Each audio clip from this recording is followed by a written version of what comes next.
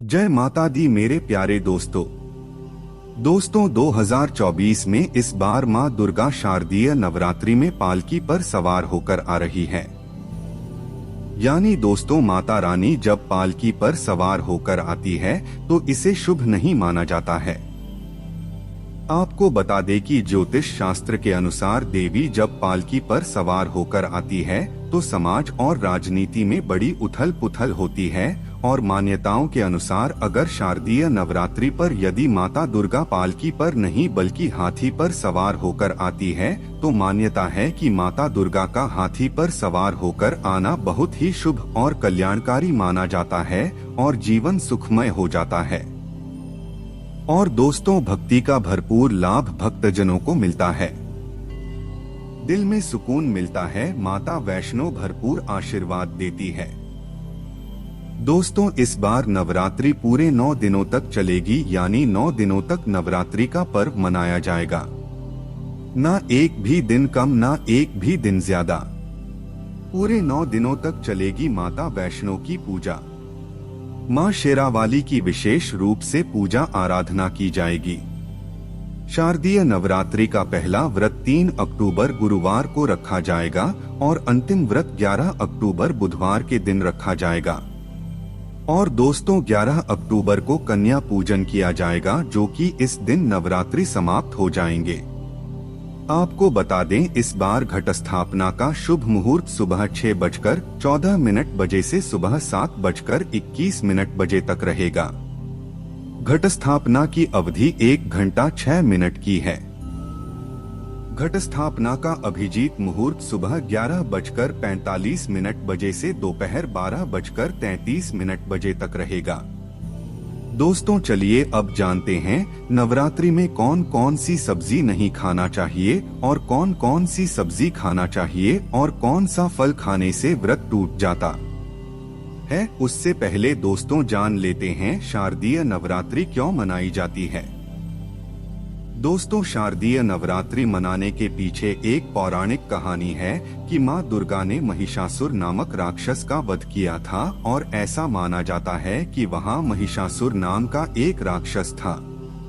उसे भगवान ब्रह्मा ने अमरता का वरदान दिया था और इस आशीर्वाद के कारण महिषासुर पृथ्वी से लेकर स्वर्ग तक सभी को परेशान करने लगा था। ऐसे में सभी देवी देवता उसके अत्याचारों से चिंतित होकर ब्रह्मा, विष्णु और महेश के पास जाते हैं। तब दोस्तों तीनों देवताओं ने आदिशक्ति का आह्वान किया।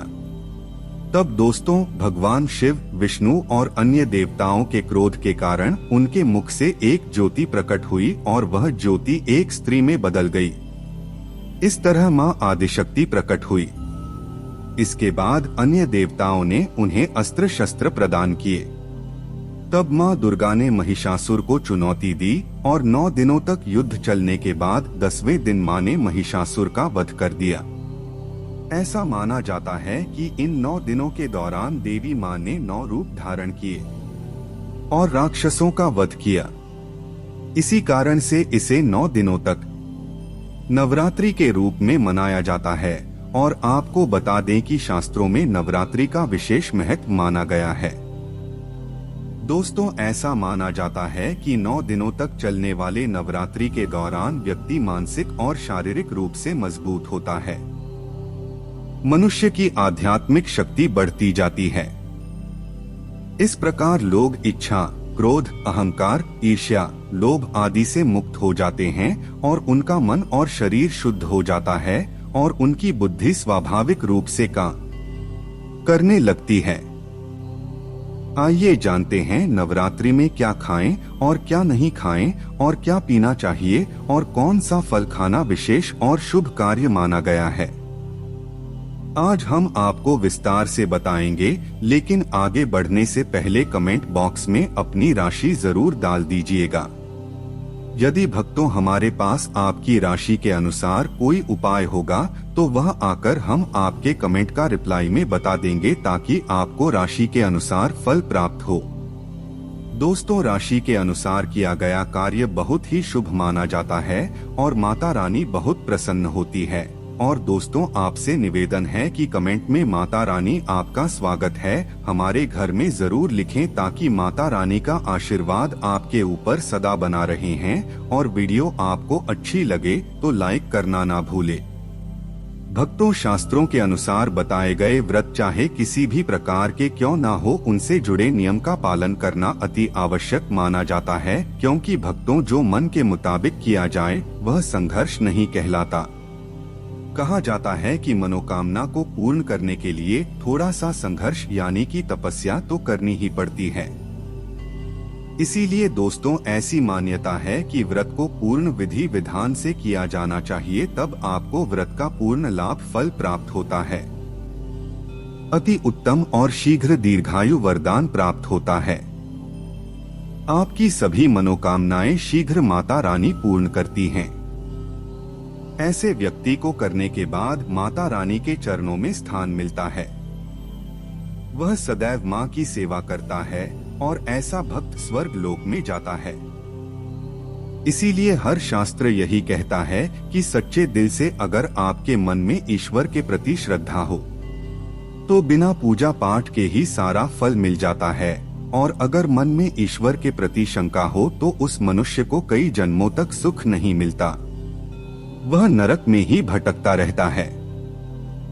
भागवत गीता में भगवान श्री कृष्ण ने स्वयं कहा था, भक्तों, जो मनुष्य सच्चे हृदय से ईश्वर को पुकारता है तो उसका नाता उस शक्ति से जुड़ जाता है जिसे आपने सच्चे हृदय से पुकारा था। इसलिए दोस्तों भगवान भी कहते हैं कि सच्चे हृदय से ही ईश्वर को पुकारो तो वह आपकी हर मनोकामना को पूर्ण करते हैं। भक्तों, कई लोग ऐसे हैं जो भगवान के सामने घंटों पूजा पाठ करते हैं तथा रोते हैं, फिर भी भगवान उनकी कभी नहीं सुनता। दरअसल जब आप सच्चे मन से ईश्वर को पुकारते ही नहीं हैं, तो भला वह आपकी पुकार कैसे सुनेंगे। दोस्तों, यह तो थी वो बातें जो भक्त और भगवान के बीच की है।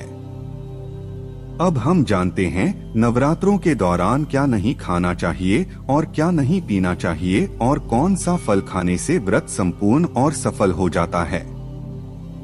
दोस्तों, हमारे चैनल धर्मलोक को सब्सक्राइब जरूर करें और इस बेल आइकन को दबाना ना भूलें।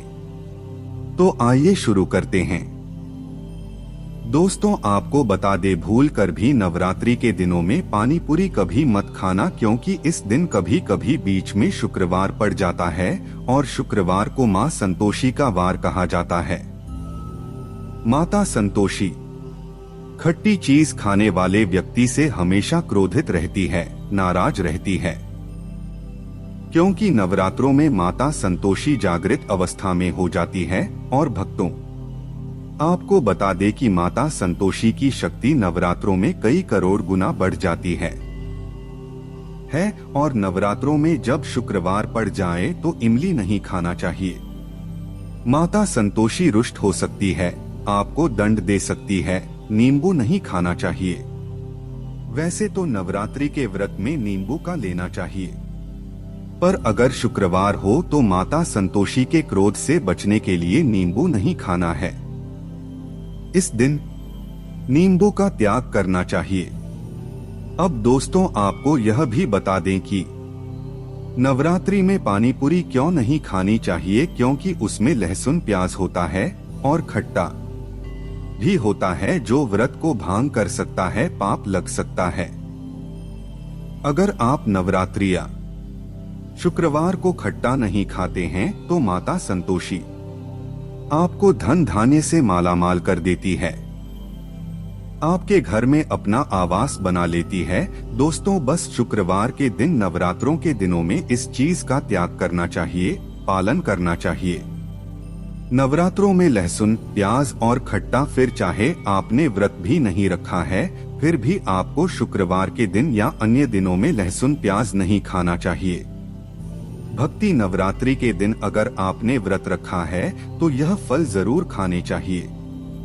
दोस्तों, आपको बता दें कि शास्त्रों में बताया जाता है कि भगवान के भोग में सेब आदि जरूर अर्पित किया जाता है। अगर आपका व्रत है तो आपको उसे जरूर खाना चाहिए, केला, पपीता, तरबूज और मीठे अंगूर जरूर खाना चाहिए। इन फलों से व्रतधारी को शक्ति मिलती है और व्रत संपूर्ण हो जाता है। और शास्त्रों में बताया जाता है कि नवरात्र के दिनों में केला जरूर खाना चाहिए। नवरात्र के दिनों में केला का घर में प्रवेश होना बड़ा ही शुभ माना गया है। केला खाने से नवरात्रि का व्रत सफल हो जाता है, क्योंकि इसमें माता रानी और भगवान विष्णु का आशीर्वाद मिला हुआ हो। नवरात्रि के दौरान से जो भी खाता है उसे दुखों का सामना नहीं करना पड़ता है। केला आपको जरूर खाना चाहिए। माता लक्ष्मी प्रसन्न होती हैं और आशीर्वाद देती है। दोस्तों, आपको बता दें कि नवरात्रि में तेल की तली हुई हरी मिर्च खा सकते हैं, लेकिन कम मात्रा में खाना है। व्रत के दौरान ज्यादा तीखा नहीं खाना चाहिए। भक्तों को व्रत में तीखा खाने से व्रतधारी की जो पेट की आंतें होती है उसमें जख्म हो सकते हैं। क्योंकि इस दौरान हम व्रत का पालन करते हैं तो हमारे पेट में कुछ नहीं होता है। इसीलिए हल्का खाना खाना सर्वोपरि है और उत्तम माना जाता है। व्रतधारी को रसीले आलू अवश्य खाना चाहिए। इससे हमारे शरीर में ऊर्जा की भरपूर जरूरत होती है, पूरी हो जाती है।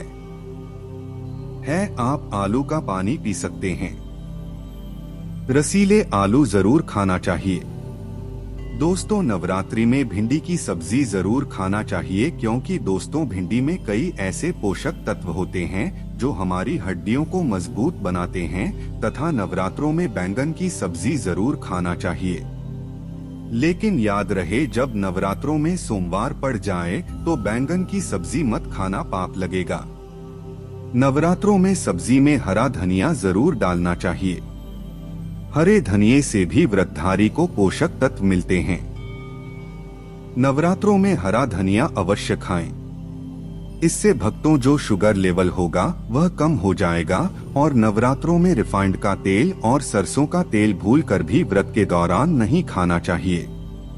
मूंगफली का तेल और देसी घी और गोले का तेल खाना अच्छा माना जाता है। और दोस्तों, नवरात्रों में व्रतधारी को डिब्बा बंद लस्सी, डिब्बा बंद जूस नहीं पीना चाहिए। उसमें कई केमिकल मिले होते हैं जिसके कारण आपका व्रत टूट सकता है। जब भी आप फलों का जूस पिए तो याद रखें उसमें नमक डालें, नहीं तो व्रत टूट जाएगा। साथ ही साथ जूस में बर्फ भी नहीं डालना चाहिए। दोस्तों, आपको फलों का सादा जूस पीने से व्रत सफल होता है। दोस्तों, नवरात्रि के दौरान सिंघाड़े का आटा या कुट्टू का आटा खाने से पहले यह देख ले कि आटा पुराना नहीं होना चाहिए, क्योंकि दोस्तों पुराने आटे में कीड़े वगैरह पड़ जाते हैं, जिसके कारण आपका व्रत टूट सकता है। क्योंकि यह छोटे छोटे कीड़े हमें दिखाई नहीं देते और आपके मुंह तक पहुंचते हैं। ऐसा खाना मतलब कीड़े मकोड़े का मांस खाने के बराबर माना गया है। दोस्तों, नवरात्रि के दौरान आप शाम के समय खाने में दही ले सकते हैं और आलू वगैरह खा सकते हैं।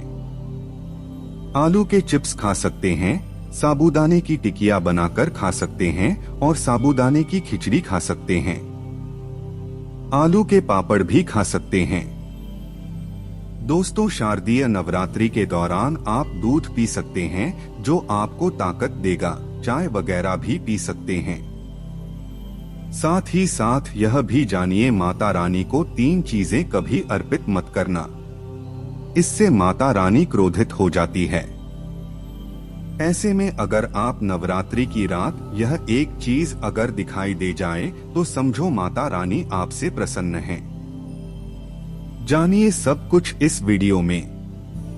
दोस्तों, धर्मशास्त्रों के अनुसार शारदीय नवरात्रि का पर्व बहुत ही शुभ और अत्यंत दुर्लभ एवं मंगलकारी और धन संपदा प्राप्त करने वाला महापर्व और धन, वैभव, कीर्ति, यश प्राप्त करने वाला माह विशेष उत्सव माना जाता है। दोस्तों, माता रानी हमारे जीवन के सभी कष्टों को दूर करती है, हमारे घर में धन की वर्षा करती है। इसीलिए सच्चे दिल से कमेंट बॉक्स में मां को अवश्य याद करें। कमेंट बॉक्स में लिखें, माता रानी की जय। और माता रानी के लिए एक लायक अवश्य करें और हमारे चैनल को जरूर सब्सक्राइब करें। तो चलिए शुरू करते हैं। सबसे पहले अपनी राशि कमेंट बॉक्स में जरूर डाल दीजिएगा। यदि आपकी राशि के अनुसार हमारे पास कोई उपाय होगा तो वह आकर हम आपके कमेंट का रिप्लाई में बता देंगे। धर्मलोक आपको हर जानकारी देगा जो दुनिया के किसी भी कोने में नहीं मिलेगी। यह शास्त्र आधार पर जानकारी है। दोस्तों, सबसे पहले जानते हैं माता रानी को ऐसा क्या नहीं चढ़ाना चाहिए जिससे मां नाराज ना हो। देखिए, एक बार हमने गलती से माता रानी को यह चीज चढ़ा दी थी, तब हमें माता के क्रोध का सामना करना पड़ा था। इसीलिए शारदीय नवरात्रि पर आप ऐसी गलती मत करना। शास्त्रों के अनुसार माता रानी को प्रसन्न करना इतना आसान नहीं होता, और जो व्यक्ति माता रानी को प्रसन्न कर लेते हैं तो वह व्यक्ति अचल संपत्ति के मालिक बन जाते हैं। उसके ऊपर माता लक्ष्मी की कृपा बड़ी जोरों शोरों से बरसती है। कई पीढ़ियों से जो गरीबी भोग रहे होते हैं, यदि माता रानी शारदीय नवरात्रि पर प्रसन्न हो जाए तो 7 जन्मों तक की गरीबी मिट जाती है। धन वैभव से घर भर जाता है। उत्तम जीवन साथी तथा धन संपदा के साथ यश, कीर्ति, वैभव, सौभाग्यशाली जीवन, सभी कष्टों से राहत, बीमारियों से राहत मात्र माता रानी के पूजन से समाप्त हो जाती है। जो व्यक्ति खास तौर पर शारदीय नवरात्रि पर माता रानी को प्रसन्न कर लेता है, वह व्यक्ति कुछ ही समय में धनी हो जाता है तथा राजा बन जाता है।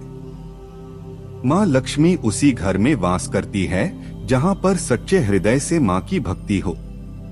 आपको बता दें, साल भर के इस त्योहार में माता रानी की पूजा में ये 3 चीजें माता रानी को कभी मत चढ़ाना, नहीं तो आपको बर्बाद होने से कोई नहीं रोक सकता। जो हमने गलती की वह आप मत करना। इससे माता रानी नाराज हो जाती है और हमेशा हमेशा के लिए आपका साथ छोड़ सकती है। एक बार माता रानी ने हमारा साथ छोड़ दिया था क्योंकि हमने गलती से माता रानी को यह चीज चढ़ा दी थी। तब बड़ी श्रद्धा पूजा पाठ करने के बाद माता रानी को हमने मनाया, प्रसन्न किया और आज हम करोड़पति हैं, धनवान हैं। माता लक्ष्मी सदैव हमारे घर में वास करती है। जय माता रानी। माँ बड़ी प्यारी है, चंचल है, अपने भक्तों को कभी निराश नहीं करते। तो चलिए प्राचीन धर्म ग्रंथों के आधार पर, शास्त्र आधार पर यह जानकारी शुरू करते हैं। भक्तों, इस दिन राहु केतु अपनी चरम सीमा पर होते हैं। जो लोग कर्ज लेते हैं, कर्ज देते हैं, राहु केतु उनके जीवन में आकर उल्टा उन्हें कंगाल, बर्बाद, नष्ट तथा घर में दरिद्रता आवास बना देते हैं और ऐसे घर से माता लक्ष्मी, माता दुर्गा रुष्ट हो जाती है। आप माता रानी को शारदीय नवरात्रि पर एक मिश्री का टुकड़ा भी अर्पित करके पूजा पाठ कर सकते हैं। यदि आपके पास धन नहीं है तब भी माता रानी उतना ही प्रसन्न होती हैं और आपके जीवन में धन और धनवान पूर्ण रूप से आपको यश, कीर्ति प्रदान करती है। माता को छल कपट द्वारा धन प्राप्त करने पर तथा उन पैसों से पूजा करने पर माता प्रसन्न नहीं होती। उल्टा माता रानी अत्यंत रूप से क्रोधित हो जाती है। इसीलिए हम तो कहते हैं कि ऐसा ना करें तो ज्यादा ही अच्छा होगा। भक्तों, जब आप माता रानी की मूर्ति या तस्वीर लेकर आएं, तो हमेशा ध्यान से देख ले। टूटी हुई तथा चटकी मूर्ति नहीं होनी चाहिए। खंडित मूर्ति की पूजा नहीं की जाती, इससे माता रानी नाराज हो सकती है। शारदीय नवरात्रि पर पूजा की चौकी लाल कपड़े से बिछानी चाहिए। सफेद कपड़ा तथा काला कपड़ा या नीला कपड़ा नहीं बिछाना चाहिए। लाल रंग सर्वश्रेष्ठ और माता रानी को बहुत प्रिय है। भगवान कृष्ण कहते हैं, जो व्यक्ति माता रानी की पूजा में लाल कपड़े का आसन बिछाकर माता रानी का पूजन करेगा, उसके घर में धन, वैभव, यश, कीर्ति, उत्तम फल, हर रूप में उसका घर अन्न धन से भरा रहता है। घर में सुख समृद्धि की कोई भी कमी नहीं रहती। इससे माता रानी अत्यंत प्रसन्न होकर इस आसन पर विराजमान होती है और प्रसन्न होती हैं। धर्मलोक यूट्यूब चैनल आपको बारी बारी जानकारी बताएगा। वीडियो में अंत तक बने रहना और एक लाइक जरूर करें। दोस्तों, माता रानी की पूजा में हरा वाला नारियल नहीं चढ़ाना चाहिए। इस समय आपको जटा वाला नारियल चढ़ाना चाहिए, क्योंकि नारियल माता रानी का प्रतीक है। शारदीय नवरात्रि पर नारियल घर में अवश्य लाना चाहिए। इससे साक्षात माता रानी का आगमन होता है। माता रानी को फलों में नाशपाती नहीं चढ़ाना चाहिए, इससे पाप लगता है। नाशपाती यानी नाश करने वाला, इसीलिए शुभ समय पर नाशपाती नहीं चढ़ाना चाहिए। माता रानी के पूजन में अक्षत यानी चावल का बहुत महत्व माना गया है। शारदीय नवरात्रि पर चावल माता रानी को अवश्य अर्पित करने चाहिए। टूटे हुए चावल नहीं होने चाहिए, इससे माता रानी नाराज हो जाती है। शारदीय नवरात्रि पर घर के चावल कभी किसी को मत देना, इससे माता रानी आपका घर छोड़ सकती है, क्योंकि चावल माता लक्ष्मी का प्रतीक है। इस समय माता लक्ष्मी घर पर आती है, जाती नहीं है। धर्मलोक चैनल पर आए हैं तो आपको सच्चा ज्ञान प्राप्त होगा। लिखित आधार पर यहाँ झूठा ज्ञान नहीं दिया जाता है। दोस्तों, हमेशा याद रखें, शारदीय नवरात्रि के पूजन में माता लक्ष्मी को तुलसी नहीं चढ़ानी चाहिए, क्योंकि इस समय माँ दुर्गा, माँ लक्ष्मी और 9 देवियों की पूजा की जाती है। इसीलिए चैत्र नवरात्रि के पूजन में तुलसी अर्पित नहीं करनी चाहिए। दोस्तों, चैत्र नवरात्रि पर लहसुन प्याज का खाना नहीं बनाना चाहिए। इस समय हलवा, खीर, पूरी आदि बनानी चाहिए, क्योंकि यह खाना माता को भोग लगता है। इसीलिए इस दिन मांस, मदिरा, लहसुन प्याज का खाना घर में नहीं लाना चाहिए। ऐसे शुभ मुहूर्त पर अशुभ कार्य न करें। दोस्तों, देखिए, शुक्रवार का दिन माता लक्ष्मी को समर्पित होता है तथा माता संतोषी को भी समर्पित होता है। इमली की चटनी, नींबू खा लेते हैं तो इससे माता संतोषी क्रोधित हो जाती है। आती है जब शारदीय नवरात्रि पर आए तो इस दिन माता संतोषी जागृत हो जाती है। इसीलिए इस दिन इमली, पानी पूरी, नींबू आदि नहीं खाना चाहिए। कम से कम थोड़ा माता संतोषी का मान सम्मान अवश्य बढ़ाएं। इससे धन की देवी माता लक्ष्मी और अत्यंत रूप से प्रसन्न हो जाती है और आपको धन और धनवान रूप से आपके घर में वास बना लेती है। दोस्तों, शास्त्रों के अनुसार माना जाता है कि शारदीय नवरात्रि के दिन एक स्त्री को लाल, गुलाबी तथा पीला रंग या भगवा रंग के कपड़े ही पहनने चाहिए। माता रानी के पूजन में सुहागिन महिला को सफेद रंग नहीं पहनने चाहिए। यह रंग विधवा रूप माना गया है तथा काला रंग भी पहनकर पूजा नहीं करनी चाहिए। इसे शुभ नहीं माना जाता। काला रंग शनि का प्रतीक होता है। माता रानी को लाल कपड़े अति प्रिय है। लाल रंग माता रानी को बहुत ही अच्छा लगता है। शारदीय नवरात्रि पर सुहागन महिलाओं को अपनी मांग में भरपूर मात्रा में सिंदूर भरना चाहिए।